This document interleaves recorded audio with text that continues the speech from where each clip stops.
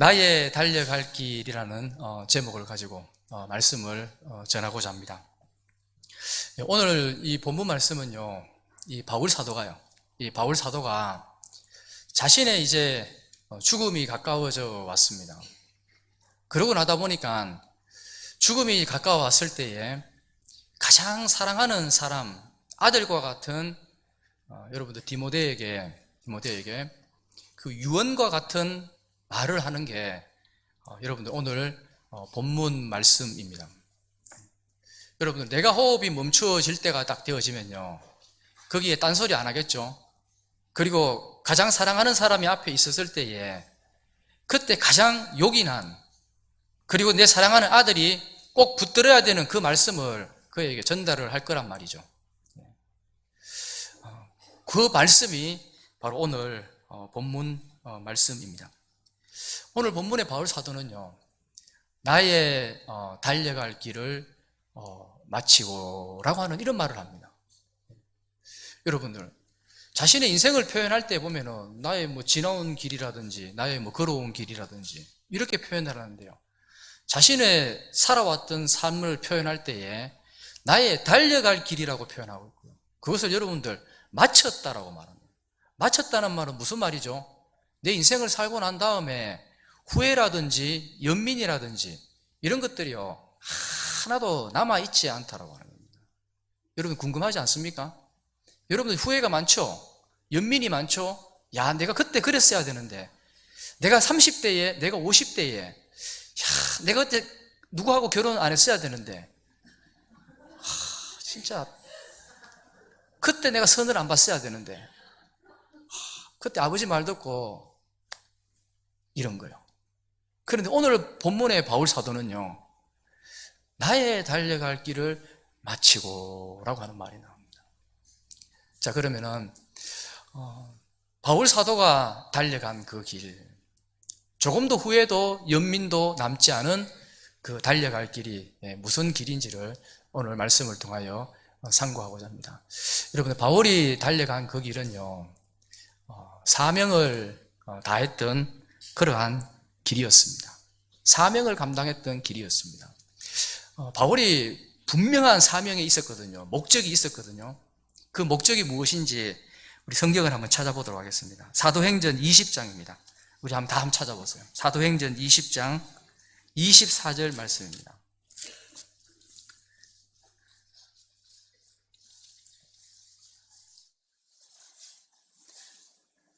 20장 24절 말씀 다 찾으셨죠? 우리 함께 읽도록 하겠습니다. 다 같이 읽겠습니다. 시작.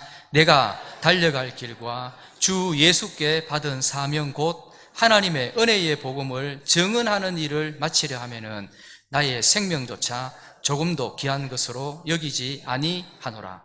아멘. 예, 고개 들어 저를 봐주십시오. 저 뒤에 한 분 안 보고 계시는데,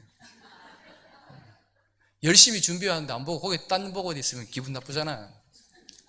한번 보세요. 바울은요, 목표가 뭐였는가 하면 나의 달려갈 길이라고 하는 게요, 목표 지점이 분명했습니다. 그게 뭔가 하면 주 예수께 받은 사명 곧 하나님의 은혜의 복음을 증언하는 일. 바울은요, 예수 그리스도로부터 받은 그 은혜가 그 은혜가 너무너무 커가지고 그 은혜의 복음을 증언하는 일을 마치려 하면은 나의 생명도 조금도 귀한 것으로 여기지 아니하노라. 여러분, 바울은요, 예수 믿는 사람들을 죽이러 다녔던 사람이거든요. 여러분, 스데반 집사를 죽이는데 앞장섰던 사람이거든요. 예수 믿는 사람들 박해했던 사람이거든요. 그런데 그 바울 사도에게 이 다메스쿠스로 가고 있는 그 길 속에서 자신이 그렇게 박해하고 그렇게 미워하고 그렇게 죽이려고 했던 그 예수 그리스도가 네가 박해하고 있는 그 예수라고 그분이 나타나시고 그 바울 사도 자신을요 만나 주셨던 겁니다. 예? 내가 그렇게 박해했던 분이 나를 만나 주셔서 나의 눈을 멀게 하시고 주님이 자신을 회복시키게 하시고요, 회복시켜 주시고 자신이 죄인 중에 괴수라고 고백할 수 있는, 얼마나 죄인 중에 괴수예요. 적절하게 예수 믿고요, 적절하게 율법을 지켜온 것 같으면 아니고요, 예수님을 정반대로 살아갔던 사람이란 말이에요. 죽이는 일들에 앞장섰던 사람이란 말이에요. 그런데 그 사람에게 자신이 예수님이 찾아오셔서 자신의 죄를 사하여 주시고 그 은혜의 복음을 전하는 일들을 한 그 은혜가요, 여러분들 얼마나 크면요, 얼마나 크면 나라의 이방인들에게 하나님의 긍휼을 입어서 복음을 전하는 자들의 본이 되게 하려 하심이라고 하는 거예요. 바울 사도가 여러분들 죄인 중에 괴수라고 말하고 있는 것은 죄를 많이 지가 그런 게 아니고요, 예수 그리스도의 은혜가, 그 하나님의 은혜가 여러분 너무 크니까요, 너무너무 크니까 그분의 빛 앞에서 자기 자신을 비춰보니까요, 이거는 아무것도 아닌 거예요. 여러분들, 세상 사람들은 자기가 죄인이 아니라고 이야기를 합니다. 왜냐하면 내가 뭐 사람을 죽였나, 내가 뭐 사기를 쳤나, 뭐 도둑질했나, 뭐 했노? 그런 교회 나오면요, 그런 거예요. 신앙생활 처음 하시는 분들도요, 교회 나오면 뭐라 생각하는가 하면요, 자신이 꽤 괜찮은 사람인 줄 알고 있어요. 그런데 여러분들 있죠, 바울 사도가 이 디모데 후서를 고백할 때에 내가 죄인 중에 괴수라고 고백할 때는요, 자신의 이 사역에 말년쯤 고백을 하는 거거든요.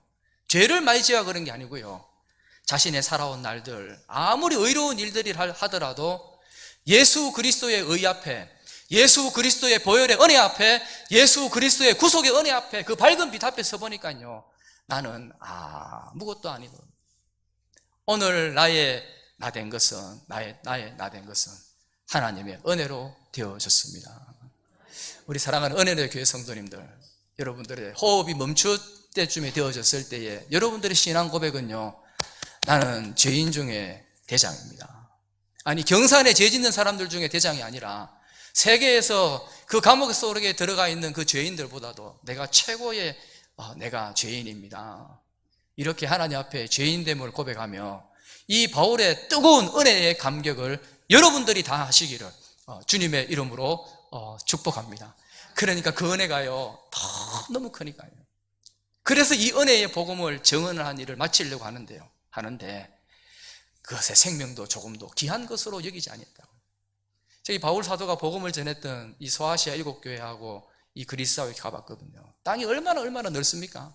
그러다 보니까 때로는 뭐 배를 타고 가기도 하고 뭐 말을 타기도 했겠죠. 그런데요, 달려갔다고 하는 거예요. 1차, 2차, 3차, 마지막 그 4차 로마까지 가는 그 길들의 그 짧은 인생 속에서요, 복음 전하고 있는 사람들이 그냥 대충 있죠. 어설프게요, 선물 하나 갖다 준다고 된다고요, 말도 안 되는 소리 하지 마세요. 그 복음이라고 하는 게 여러분들의 삶 속에서 예수 그리스도 향기가 나타나고 있지 않는데요, 도대체 예수 믿는 하나님의 살아계심에 대한 증명하심이 나타나고 있지 않은데요, 선물 하나 주고 밥 한 번 줬다고 그 사람이 예수 믿을 것 같습니까? 택도 없는 소리 하지 마세요. 바울 사도는 그 복음을 전하기 위하여 달려갔던 그 길들요, 정말로 생명을 위하여 달려갔던 그 길들을 마쳤다라고 말씀하고 있습니다.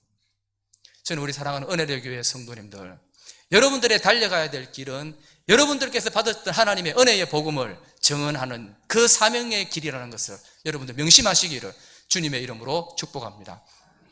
저는요, 저 고향이 어딘가 하면 말소리를 들어보셔 아시겠지만 저는 경북 상주 보서가 고향입니다. 촌이거든요. 가보면 백화산 억수로 크거든요. 거기 있다 보니까 공부도 보통 정도밖에 못했어요. 공부 못하는 사람들이 꼭 보통이래요. 그래서 저는 진짜 보통을 했어요. 학교도요, 잘 가지도 못하고요, 가가지도 못하고, 그래 신학교를 가게 됐는데 저의 꿈이 뭐였는가 하면 가보니까요, 요즘에 그때 제가 89년도에 신학교를 이렇게 갔는데요, 대부분의 공부 잘하는 사람들이, 목사님들이 어디로 오는가 하면은 일반 대학 촌 나온 목사님들이 전부 다 교회 초빙이 되어주는 거예요. 그래 나는 시작부터 해가지고 이거 도대체 되지를 않는 겁니다. 그래가지고요, 저는 생각에 그래도 무슨 꿈을 품었는가 하면 하나님, 저는 교목을 하고 싶습니다라고 생각을 했어요. 그러고 난 다음에 제가 군대 갔다 오고 96년 졸업하면서 친구들은 총신신대원 다 가고요. 그래 가고 할 때 내가 교목을 할 수 있는 교사 자격증이 나오고 석사학위가 나온 데를 알아보니까요, 어디가 있는가 하면 서울대학교하고 당시에 효성 가톨릭대하고 두 개가 있더라고요. 대구 가톨릭대학교. 그래서 제가 그때 실력이 서울대학원 못 가잖아요. 서울대학원 못 가고. 그래가지고 석사학위가 나오고 교사 자격증이 나오는 효성 가톨릭대, 그때에 교육대학원을 지원을 했습니다. 96년도에요. 그런데요, 하나님이 기가 막히게 해요. 96년도인데 99년도 6월달 되어졌는데요, 제가 학교에 곧 나올 때쯤, 교사 자격증이 나올 때쯤 하나님이 기가 막히게 이 교목의 길들을 하나님이 허락하여 주신 줄로 믿습니다. 그래가지고요, 제가 학교를 19년 6개월 동안 정식으로 교사 자격증을 가지고 했는데요, 여러분들 개성, 성광 있는 분도 있죠. 그분들은 전공을 해가 이게 지금 교목이 된 분들이 아니고 교목이었는데 교사 자격증이 필요하니까 서울대학교에서 1년 이렇게 연수해가지고 교사 자격증을 준 분들이에요. 그래서 정식으로 종교 교육을 전공해서 한 교목들 가운데서는 이렇게 교육청에 등록된 사람들 가운데서는 제가 첫 번째가 두 번째였습니다. 예. 그러고 난 다음에 교복 생활이 여러분들 너무 안일한 거예요. 예. 그때 당시에 제가 19년 얼마 동안 하면서요, 수업 일수가 202일이었거든요. 예. 수업 일수가 17시간, 18시간 성경 수업도 하고 때로는 도덕 수업도 하고 이래 했는데요. 애들 상담도 하고 이랬는데, 그래 하다 보니까 하나님, 내가 이 목회 생활을 이렇게 마감하고 싶지는 않았어요. 그래가지고요, 하나님 저한테 2년의 시간만 주십시오. 2년의 시간만 주시면 하나님 이제 남아있는 그 시간들은 일반 목회를 하면서 하나님 내에 대한 이 복음에 대한 열정들을 그동안 청소년들한테 쏟았다고 한다면 이제 일반 목회를 하면서 그렇게 한번 쏟아보고 싶습니다. 그렇게 해가지고 하나님이 기회를 허락하여 주셨고요. 그리고 지금 만인교회 온 지 6년이 되었습니다. 그래서 우리 만인교회요, 정말 하나님의 은혜 가운데, 때를 따라 돕는 은혜 가운데 복음을 전하며 서로 사랑하는 아름다운 교회로 세워져 가고 있습니다. 이 모든 것이 하나님의 은혜입니다. 제가 이 이야기보다도 크게 학교가 제가 교목을 했던 학교들, 제가 이게 수성대학교도 복음복지균형과를 7년 동안 한 9시간씩 매 학기 나갔는데요, 전부 다 우리 여기 계신 분들 젊으시네요. 요즘에요, 중학교 안 나오시고 고등학교 안 나오신 분들, 대학교 안 나오신 아줌마들이요 억수로 많아요. 혹시 여기 앉아 계신 분 안 계세요? 70이 넘었는데요, 70이 넘었는데 공부하러 온 거예요. 왜 안 나가 물으니까요, 제가 대부분의 사람들을 상담을 참 많이 했습니다. 하니까요, 그때는 이제 교수님이죠, 선생님이죠. 선생님, 제가 일평생요 남편 뒷바라지하다 보일 다 봤어요. 자식 뒷바라지하다 보일 다 봤어요. 그런데 남아있는 거라고 하는 것은 이 머리에 이 주름살하고요, 흰머리하고 이 몸이 아픈 것밖에 없다는 거예요. 그런데 뭐를 하고 싶은데 말이죠, 뭐를 하고 싶은데 하려고 하는데 힘도 없고요, 돈도 없고, 이 너무 자기 자신이 우울하다는 거예요. 그러다 보니까 그래도 돈이 안 들고 그동안 얼마나 못 배운 것 때문에 억울함을 많이 당했는지요, 한이 많이 맺혔는지요. 시어머니가 못 배웠다고 구박해쁘고요, 그리고 동서한테 비교가 당해가지고 구박당하고, 남편한테 못 배웠다고 구박당하고, 그동안 못 배운 것 때문에 한이 맺혀서 그래 왔는데요, 그래 공부를 하는데요, 공부한다라고 해서 우울증이 없어지고 물론 행복해합니다. 너무너무 행복해합니다. 그런데 공부한다라고 해서 그 여인의 그 한많은 그 삶이 해소가 되어질까요? 그렇지 않습니다. 한순간 뿐인 겁니다. 어떤 분은 막 공부를 얼마나 많이 하는지요, 80이 넘었는데 영대 여기에 국문학과까지 졸업을 하더라고요. 와는 뭐 합니까? 할 일이 없어 가는 거죠. 돈도 많고 할 일은 없고, 그러니까 학교가 노는 겁니다. 그러고 난 다음에 대학원 가려고 하니까요, 대학원 면접을 보는데 젊은 새파란 교수가 80 먹은 할머니 보고 영어 할 줄 아느냐 물어가지고요, 내 영어 뭐 한다면서, 그래갖고 하면 거기서 취업 본다, 안 한다고 나왔다 하더라고요. 나이 50만 넘으면요 배우는 거 별거 아닙니다. 별거 아닙니다. 저는 우리 여전도 회원 여러분들, 사랑하는 우리 은혜의 교회 성도님들, 이 세상에서 먹는 것, 이 세상에서 좋은 집을 짓는 것 너무너무 중요합니다. 여러분, 너무너무 중요합니다. 그러나 여러분들의 마지막 달려가야 될 그 길은 주 예수께 받은 은혜의 곳, 하나님의 은혜의 복음을 전하는 길이라는 것을 여러분들 명심하시기를 주님의 이름으로 축복합니다. 바울 사도가 걸어갔던 두 번째 길은요, 믿음을 지키고 선한 싸움을 싸운 길이었습니다. 여러분 한번 보세요. 내가 달려갈 길을, 사명을 감당해서 딱 정해놓고 달려가고 있는데 이게요, 믿음을 지켜야 되거든요. 예? 내가 사명을 감당해놓고 말이죠, 세상의 가치관들 끄잡아가지고 이래놓고요, 그 다음에 세상의 방법들을 사용해가지고 여기다 사용하고 있고, 그래가지고 어떻게 달려갈 길을, 정확한 길들을 달려갈 수가 있겠어요? 그리고 어떻게 싸우지 않고요, 예? 타협하면서 가면서 그 어떻게 달려갈 길을 달려갈 수가 있겠냐라고 하는 거예요. 그래서 바울 사도는요, 자신이 달려갈 길을 마칠 때까지 뭘 했는가? 믿음 그거 지키려고요.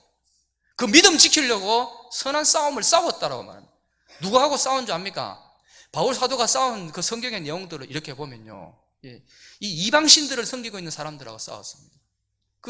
이 고린도 교회에 있는 그 아테니라든지 아크로폴리스에 거기 가보면요, 막 그냥 신전이 억수로 큽니다. 저 위에 신전은 큰데요, 실질적으로 고린도 교회는 저게 개척교회처럼 조만한 것처럼밖에 안 보여요. 거기 있는 자리는요. 그럼 여기에서 뭐를 이야기하고 있는가 하면, 바울 사도는 여기에서 예수님이 큽니다, 이런 거를 전하고 있는 게 아니고요, 너희들이 알지 못하는 신이 이 예수 그리스도인데 이분이 십자가에 못 박혀 죽으셨다라고 하는 그 십자가의 죽음과 부활을요, 그들 앞에 담대하게 그들에게 선포하고 있는 것입니다. 사랑하는 성도님들, 십자가에 능력이 있는 줄로 믿습니다. 십자가가요, 멸망하는 자들에게는 미련하게 보이거든요. 저 큰 신전이 크게 보이고요, 철학이 크게 보이고 힘 있는 듯 보이지만요, 그건 망할 인간들한테 그런 거고요.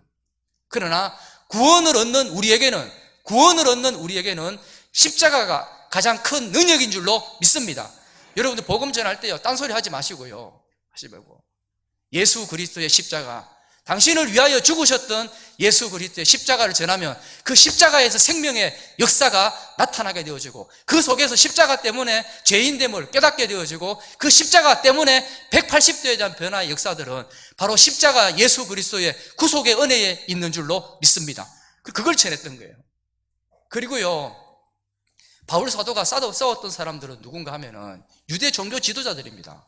그것들은 맨날 뭘만 붙들고 있는가 하면은 예수님은 안 믿고요, 예수님은 안 믿고 이 성경에 있는 이 율법만, 이것만 붙들고 있는 거예요. 예? 제대로 지키지도 못하면서요, 계속 이것만 붙들고 있는 거예요. 그러다 보니까 이 바울 사도는 그것 말고 이 율법은 다 폐하고 오직 그 예수 그리스도, 그 예수 그리스도로 통하여 율법이 완성이 되어졌다고요. 고린도전서 15장에 보면은 뭐가 나오는가 하면은, 내가 너희에게 전한 복음을 너희에게 알게 하노니 이는 너희가 받은 것이요 또 그 가운데 선 것이라.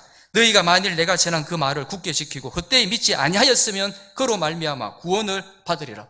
뭐예요?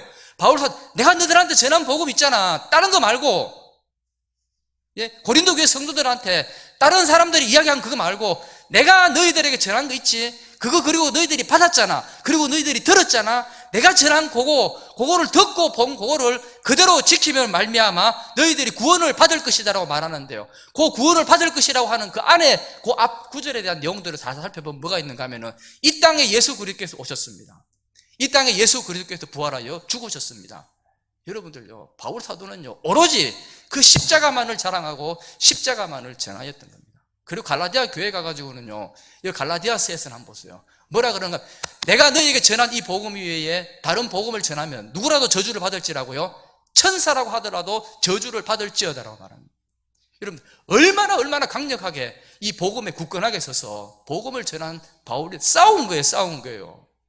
예. 아이고, 우리 율법에 있는 서기관들이요, 아이고 대제사장, 당신들 정말 그렇습니다. 서로 합력해야 되죠. 타협해야 되죠. 그래가지고 어떻게 복음이 싸울 수가 있겠어요?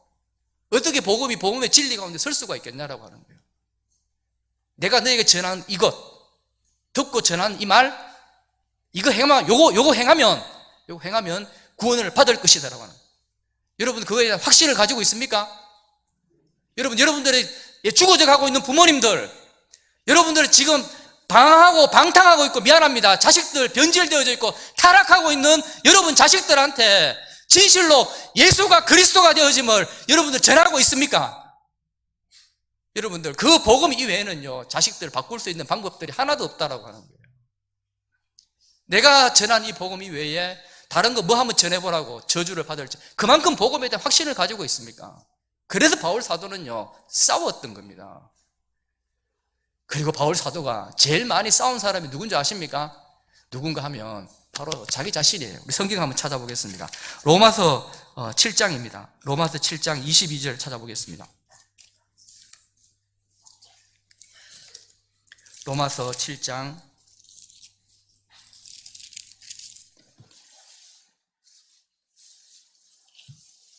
22절부터 24절까지 말씀입니다. 우리 다 같이 한번 읽도록 하겠습니다.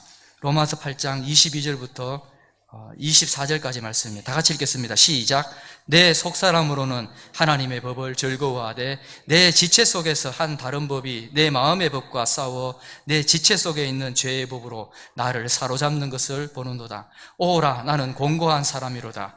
이 사망의 몸에서 누가 나를 건져내랴. 아멘. 바울 사도가 제일 싸운 거는요, 내 속사람으로는 뭘 즐거워하는가 하면 하나님의 법을 즐거워하고 있는데요. 아이고, 이 진짜 내 속사람 이외에 다른 법이요, 또 다른 법이 이 육체의 법 속에서 나를 자꾸 사로잡아 오는 거예요.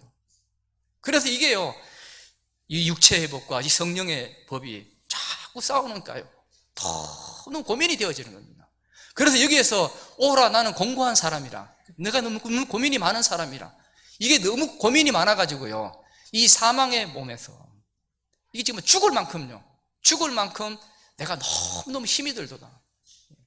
이건 바울 사도라 해가지고 복음만 딱 정해놓고 딱 그렇게 갖는가 하면 그렇지 않고요, 다른 육체의 법들이 자기 자신을 사로잡아 오니까 이 갈등 속에서 고뇌하고 있는 이 바울의 모습을 보게 되어집니다. 여러분, 신앙생활 할 때 제일 방해꾼이 누군지 아십니까? 예? 여러분, 신앙생활 할 때에 제일 골치 아픈 사람이 누군가 하면요 여러분 자신입니다. 목사님, 우리 교회는요 기도할 수 있는 분위기가 안 돼요. 말도 안 되는 소리 하고요. 우리 교회는 복음을 전할 수 있는 분위기가 안 돼요. 여러분들 그 구석에 들어가 보면요 뭐가 있는가 하면 저희의 그렇게 이야기하고 있는 인간의 교만함들, 그렇게 이야기하고 있는 인간의 게으름들, 그렇게 이야기하고 있는 인간의 태만들, 그게 자기 자신의 중심 속에 탁 자리 잡고 있으면서요 맨날 남이 안 된다고 그러는, 환경이 안 된다고 말하는. 여러분, 믿음의 사람들이 사명을 감당해 나갈 때 환경 따진 사람들이 있습니까? 사람들 탓한 사람들이 있습니까? 누구 때문에 안 된다라고 말하는 사람들이 있습니까?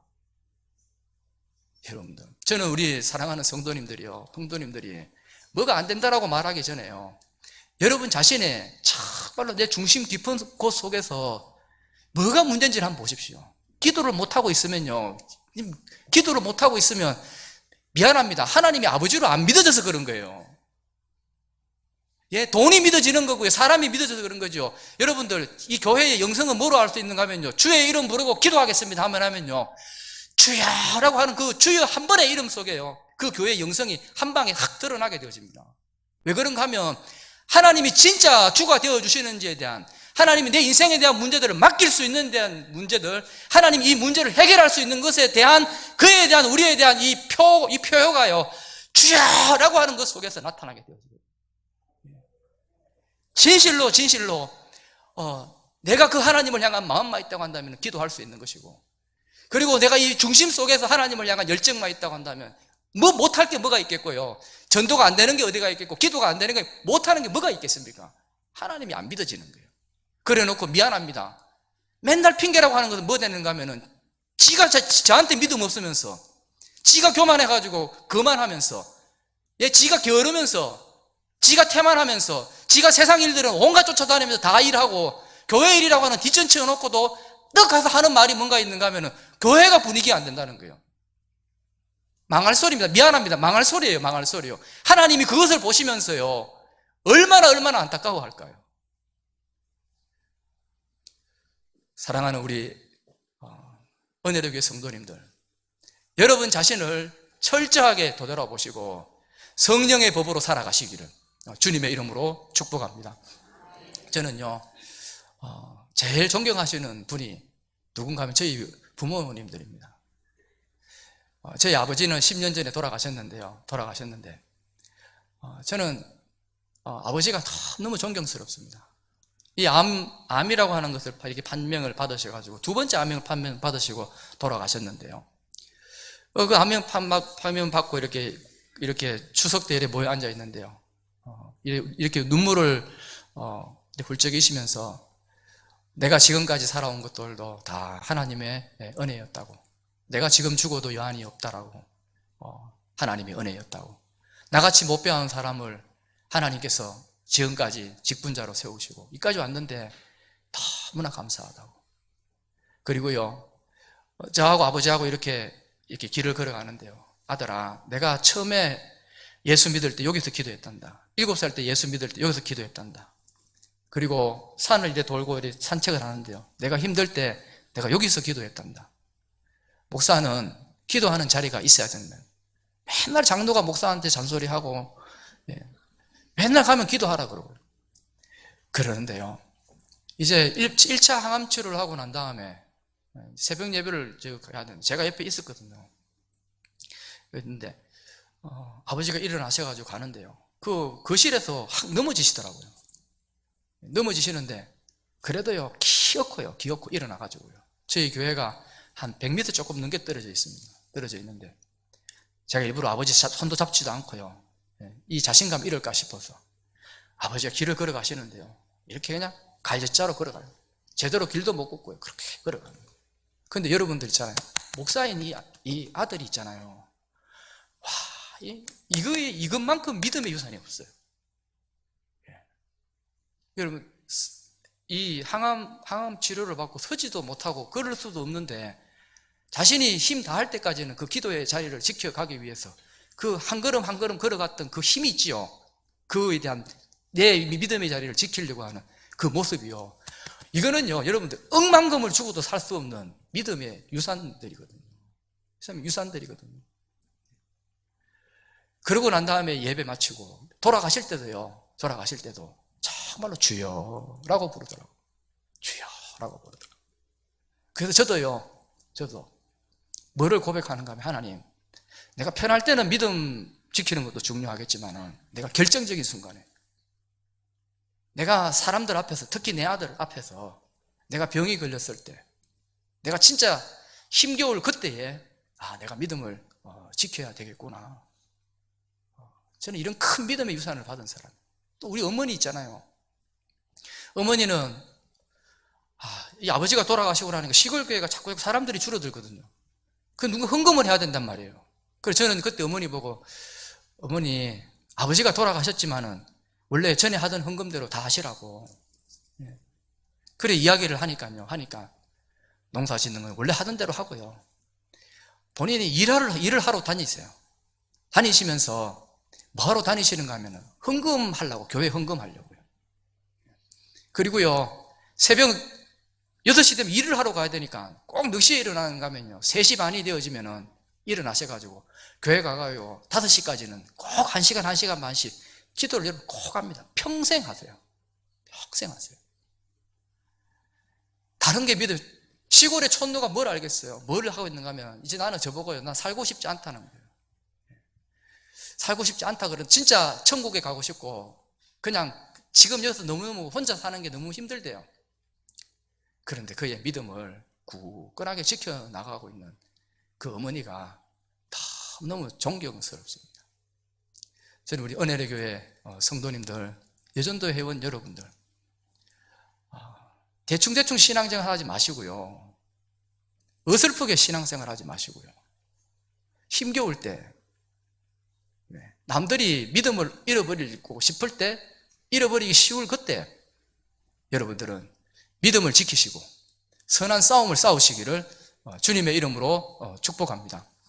그리고 바울의 달려갈 길 마지막은요, 자신의 이 길 끝에서요, 바로 주님을 만날 수 있는 그 길이었습니다. 자신이 걸어갔는데 길 끝에서요, 주님을 만났는데요.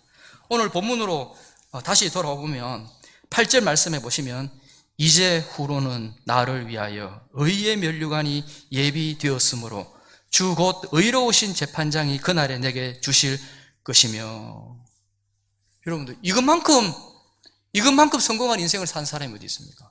이제후로는, 내가 죽고 난 다음에 이제후로는 나를 위하여 주님이 딱 서가지고, 한번 보세요. 주님이 서가지고 바울 사도야, 착하고 충성된 종이라고. 내가 작은 일에 충성하였음에 내 주인의 즐거움에 참여할지어라. 바울 사도야, 내가 너 때문에 얼마나 흐뭇한 웃음을 웃었는지 모른다고. 이러한 주님의 칭찬, 그것이 자신의 이 길 끝에서 있을 것이라고 하는 그 확신된 좁은 문, 좁은 길들을 이 바울 사도가 걸어갔던 것입니다. 여러분, 서대반 집사님 한번 보세요. 서대반 집사님 막 복음 전하고 있는데요, 사람들이 뭘 하고 있는가 하면 돌로 던지려고 하죠.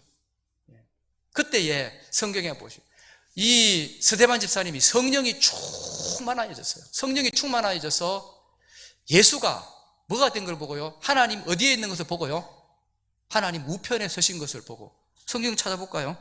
사도행전 7장에 한번 찾아보겠습니다. 사도행전 7장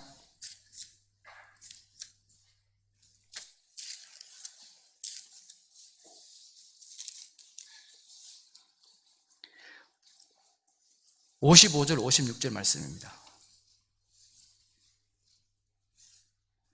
55절, 사도행전 7장 55절 56절입니다. 우리 다 같이 읽겠습니다. 시작. 서대반이 성령 충만하여 하늘을 우러러 주목하여 하나님의 영광과 및 예수께서 하나님 우편에 서신 것을 보고 말하되, 보라, 하늘이 열리고 인자가 하나님 우편에 서신 것을 보노라 한대. 그리고 59절에 보시면 그들이 돌로 서대반을 치니 서대반이 부르짖어 이르되, 주 예수여, 내 영혼을 받으시옵소서 하고. 뭐죠? 탁 그냥요, 돌로 던지면 너무 두려워요, 무서워요, 이게 아니고요. 이게 이 스데반의 집사님 얼굴을 뭐라 표현한다고요? 천사의 얼굴 같다 그러죠. 누가 죽이면 자신의 사형을 집행당하고 있는 그 자리 앞에서 어떻게 얼굴이 천사의 얼굴이 되어지겠어요? 그런데 하나님과, 내가 지금 이 죽음이 딱 끝나고 나면 호흡이 멈추어지면 하나님과 그 우편에서 서신 예수님이죠. 서신 예수님이라고 하는 것은 여기 앉아 계신 예수님이 아니고, 뭐 이렇게 표현해 볼까요?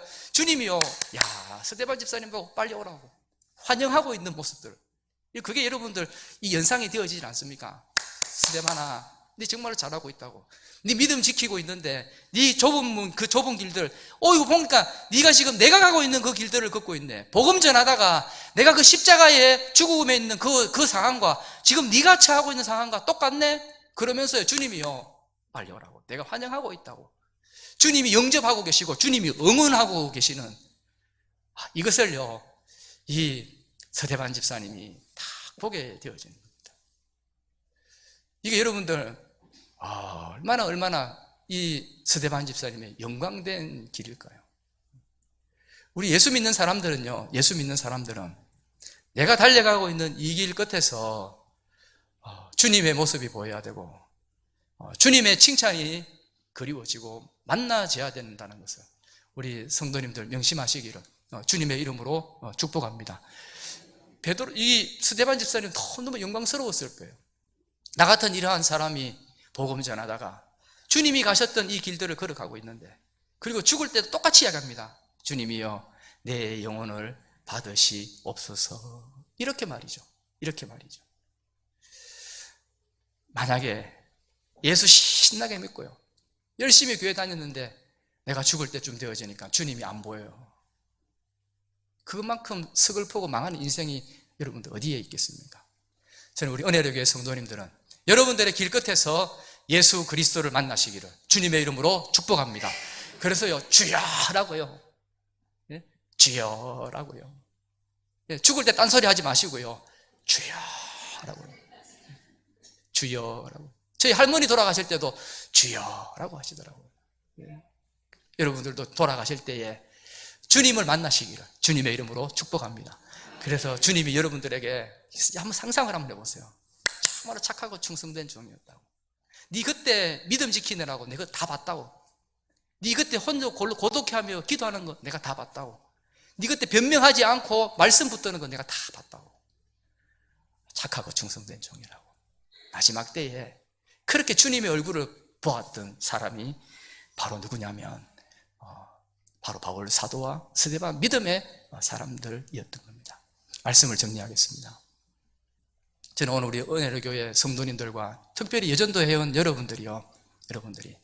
여러분들에게 주어진 사명의 길들을 달려가시기를 주님의 이름으로 축복합니다.